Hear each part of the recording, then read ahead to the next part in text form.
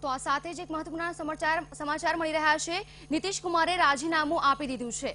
જે રીતે હાલ મળી રહેલા અહેવાલો મુજબ જાણવા મળ્યું છે નીતિશ કુમારે રાજીનામું આપી દીધું છે। નીતિશ કુમારનો મહત્વપૂર્ણ નિર્ણય આવી ચૂક્યો છે। તેમને રાજીનામું આપી દીધું છે।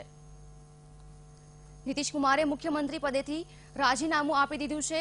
એક મહત્વપૂર્ણ સમાચાર હાલ મળી રહ્યા છે। બિહારના મુખ્યમંત્રી નીતિશ કુમારે રાજીનામું આપી દીધું છે।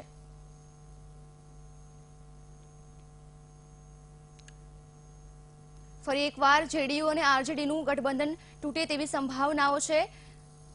નીતિશ કુમારે બિહારના મુખ્યમંત્રી પદેથી રાજીનામું આપી દીધું છે।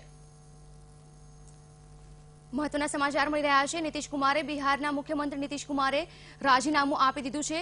મુખ્યમંત્રી પદેથી નીતિશ કુમારે રાજીનામું આપી દીધું છે।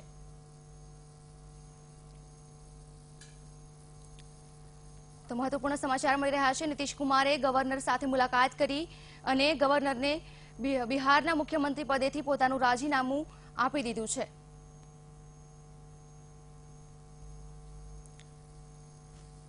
બિહારના મુખ્યમંત્રી પદેથી નીતિશ કુમારે રાજીનામું આપ્યું।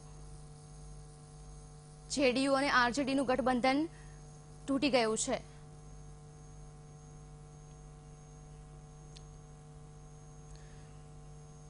જે રીતે જેડીયુ અને આરજેડીના મુખ્યમંત્રી ગઠબંધનથી મુખ્યમંત્રી બન્યા હતા તેનો આજે અંત આવ્યો છે। નીતિશ કુમારે રાજીનામું આપી દીધું છે।